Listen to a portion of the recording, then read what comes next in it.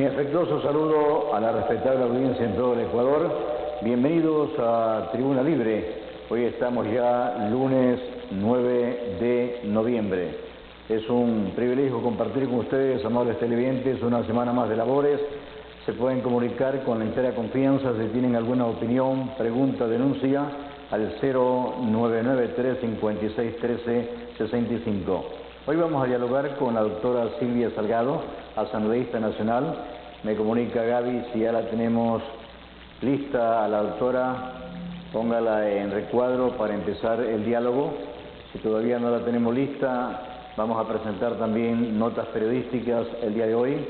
También el doctor Eduardo García, director cantonal de CREO, nos invita mañana a la llegada del señor Guillermo Lasso, candidato a la presidencia de la República. Ya la tenemos a la doctora. Doctora, gracias por la entrevista, un gusto saludarle. ¿Cuál es su posición en torno al anunciado juicio político en contra de la ministra de Gobierno? Buenos días, doctora.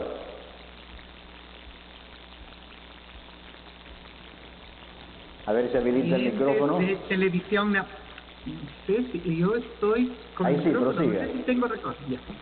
Sí, adelante. Quería primero saludarle y agradecer esta oportunidad de comunicarnos con la ciudadanía manabita.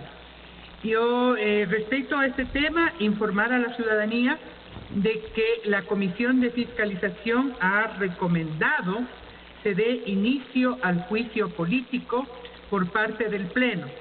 Los asambleístas no hemos sido notificados aún sobre el contenido de este informe.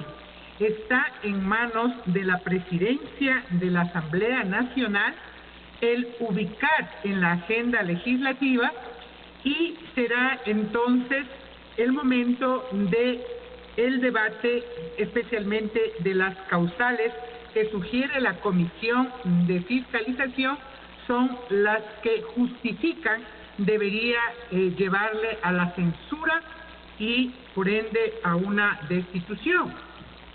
Estas causales, al menos de lo que se conoce, que se habría acogido es referente a la utilización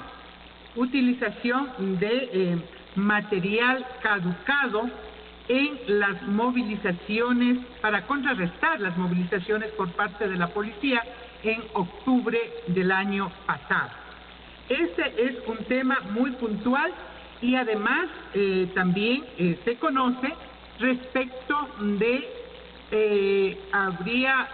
se habría violentado la inviolabilidad de los predios, especialmente de las universidades que fueron utilizadas como espacios o zonas de paz en el conflicto social que representó octubre. Estos son las dos causales que están identificadas, diría yo, sustentadas en el informe. Pero permítame decirle, estimado Rolando, que el problema del juicio político a la ministra Romo pasa ya por una pérdida de confianza total a un funcionario público, una serie de eventos, no solamente los de las causales que establece este informe. Aparte de esto, hay circunstancias que desde la propia ciudadanía se ha cuestionado la actuación al frente de esta cartera de Estado. Me refiero, y algo que la provincia de Manabí conoce, respecto de las acusaciones referentes a la acción de la ministra en la Asamblea Nacional para garantizar apoyo político que le permita al gobierno apoyar algunas decisiones del Estado, especialmente me refiero a la entrega de hospitales. Doctora, entonces ustedes entrever, doctora, que la ministra del Interior sí ha tenido ciertos pactos con asambleístas para tener mayoría en el seno de la Asamblea, incluso se anuncia del reparto de hospitales en el Ecuador. Bueno, lo que nosotros nos podemos referir y sustentar estas apreciaciones son las propias declaraciones de los asambleístas que hoy están encausados, unos en la cárcel y otros prófugos, respecto a lo que Manabí especialmente ha sido afectado. Me Lo que refiero significa- al hospital de Pedernal. Lo que Y significa que obviamente así, también hay acusaciones de otros hospitales en diferentes provincias. doctora, lo que significa que así los argumentos necesarios para este llamado juicio político y por ende para una posible censura. Insisto, sin que en el informe esté valorado este tema que estamos finalmente estamos comentando, sin embargo hay todo un clima político al interno de la Asamblea que haría que exista 91 votos, que es la mayoría calificada que se requiere, a efectos de censurar a la ministra. Personalmente creo que la ministra perdió confianza por los hechos de octubre, por los hechos frente a la situación muy en particular de los hospitales y que están encausados inclusive muchos. Doctora, ¿usted va a votar a favor de la censura? Mire, yo estoy dando una apreciación en base a los hechos y en base a lo que podríamos inclusive determinar con documentos y con referencias muy objetivas la responsabilidad de la ministra. Sin embargo, el juicio iniciará y obviamente la ministra tendrá el derecho a la legítima defensa y esos serán los puntos que se valorará. De todas formas, yo creo que está por demás justificado. Los hechos de octubre no dan cuenta sino de una intolerancia, por decirlo menos, y de un resultado nefasto para el país, cual es la muerte de más de 10 ciudadanos. Entonces, en esas circunstancias yo creo que no se trata de juzgar el cometimiento de delitos como lo que le corresponde a la justicia. Acá se trata de confianza política para desempeñar cargo público en condiciones de convivencia pacífica, de respeto a los derechos humanos. Son dos. Pero, doctora, se trata de acusaciones de delitos, eso le corresponde a la justicia. Acá doctora, se trata de una valoración política. no es porque defienda a la ministra, pero también no podemos justificar los hechos de terrorismo que se presentaron ese 10 de octubre acá en el Ecuador, donde se provocaron destrucciones de la propiedad pública, privada. A Quito la destruyeron. Es decir, eso tampoco no se puede justificar, doctora Salgado. Muy de acuerdo con usted, Rolando. Por eso insisto, usted ha pronunciado un delito, el terrorismo, por ejemplo, ¿no? El atentar contra la propiedad pública, como sucedió el caso del incendio de la Contraloría y de los bienes públicos en la ciudad de Quito. Todo eso tiene que ser investigado porque son delitos, como usted lo señala, inclusive pone el nombre del delito, terrorismo, ¿sí? Eso tiene que ser investigado por la justicia, Bien. justicia. Pasando a otro tema. No se va a definir eso, no se va a definir ni la responsabilidad de la ministra en cuanto a delitos, ni la responsabilidad de otros actores en cuanto a otros delitos. Eso no se resuelve en un juicio político. Es una valoración de confianza frente a hechos. Y eso creo yo que hay todo un ambiente y toda la justificación para tomar una posición. Pero el Bien. juicio debe empezar y la ministra tiene derecho a la defensa. Pasemos a otro tema. ¿Qué se pretende o cuáles serían los beneficios que obtenga el país con la ley de la reducción de plásticos en nuestro territorio? Bueno, esta ley ha sido aprobado la semana pasada y se trata básicamente de una ley que regula la reducción del uso del plástico y también promueve el reciclaje, es decir, el darle valor a los residuos, especialmente de plástico, de establecer como una política de Estado, es decir, de interés nacional, especialmente en los diferentes niveles de gobierno. Evitar la contaminación. Y los gobiernos locales, la responsabilidad del tratamiento de residuos sólidos y especialmente los derivados del plástico. Se trata de crear una nueva cultura en la ciudadanía del problema social que se genera en estos momentos en el planeta, para la vida humana, pero también para la vida marina. Doctora, recordemos, pero, la mayoría va a los mares. La ley también contempla sanciones o ciertas restricciones para quienes fabrican estos plásticos, porque si en el mercado está a la venta, siempre habrá la tentación para quienes lo compran. Así es, Rolando. O sea, lo que establece es un proceso gradual, ¿no? Una progresividad en las prohibiciones, no sé si se me escucha. En las prohibiciones se establece un proceso gradual. Todo es casi todo lo que está a nuestro alcance está hecho de plástico. Por lo tanto, necesitamos entender que esta ley regula el uso del plástico de un solo uso. Por ejemplo, lo que se utiliza una sola vez.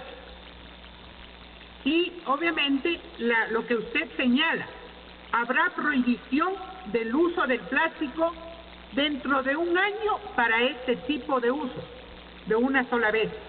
Pero también tiene que haber reducción en la fabricación y en la producción del plástico para ser reutilizado o, en otros casos, reemplazado con productos alternativos, por la condición misma de que se requiere años para la biodegradación del plástico.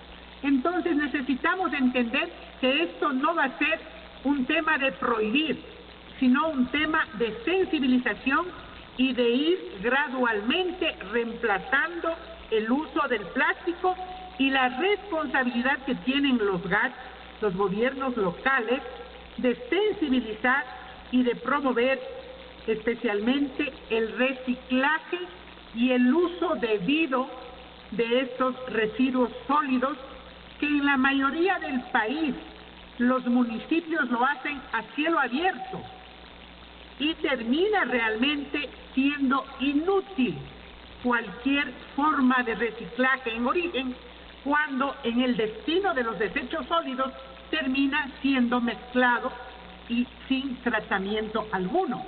Por lo tanto, esto del plástico es un tema del Estado con sus diferentes niveles de gobierno, de la academia, de la industria, de la propia sociedad, un tema de educación, pero advertir que los mares, especialmente las quebradas y los ríos, están siendo colapsados, directamente afectados. En efecto, doctora, aplaudo esta ley, porque definitivamente no podemos seguir destruyendo al planeta. Yo recuerdo que antes teníamos los canastos, íbamos a los mercados a hacer las compras en los canastos, y esos canastos nos duraban 2 años, 3 años, y no utilizábamos tantas fundas de plástico. Pasando a otra ley, la ley de extinción de dominio para recuperar los bienes que a través de los corruptos se han sustraído de nuestro país. ¿Cuán efectiva es, doctora, para que esta recuperación se dé? Bueno, estamos en discusión en esta ley, y esto tiene que ser apoyado definitivamente, don Rolando. Tiene que ser apoyado. El fin de la ley es reparar justamente al Estado y a la propia sociedad afectada por la corrupción.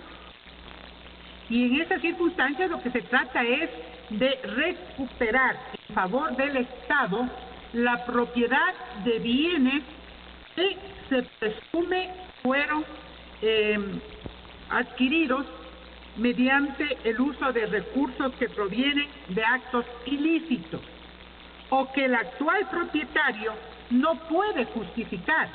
Alguien que gana $10,000, $20,000 y se compra en 6 meses, ¿no?, una propiedad de 100,000, de 200,000, de de $2 millones, o tiene bienes activos que sobrepasan y que no pueden justificarse, tienen que ser investigados y terminar siendo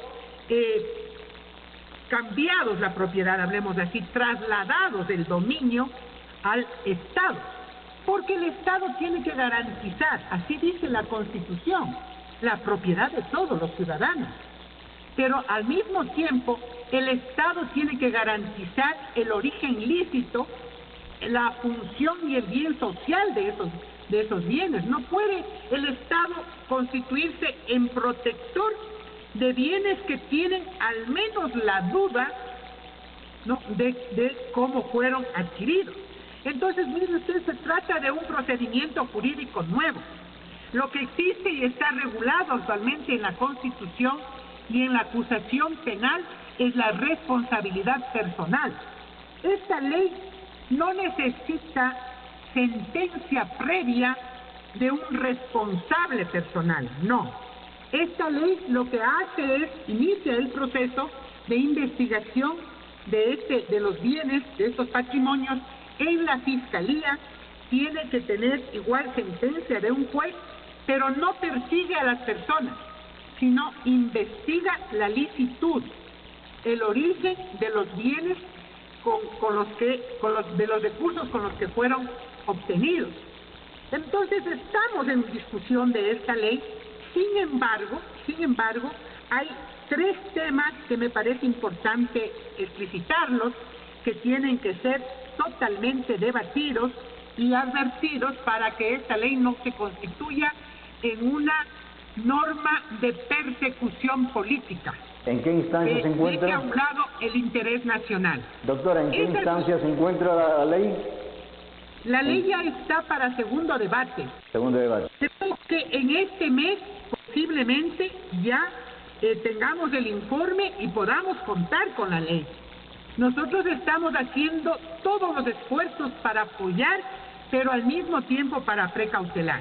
En el debate, don Rolando, está un tema que me parece importante decir, sobre los bienes que se encuentran en el extranjero. Nosotros con la ley podemos actuar en los bienes que se encuentran en el país, pero ¿qué pasa con los bienes que están en el extranjero o con los recursos que salieron a paraísos? Hay que recuperarlos. Hay que recuperarlos, pero fundamentalmente este es el gran debate.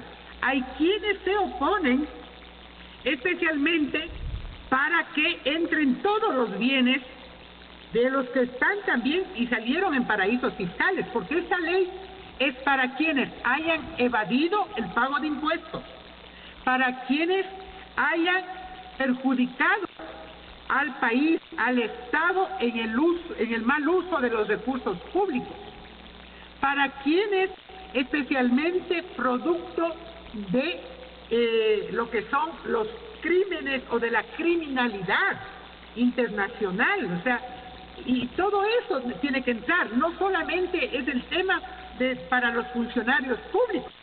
Generalmente la criminalidad se da en la asociación, ¿no?, de lo público, de lo privado, a nivel nacional, a nivel internacional.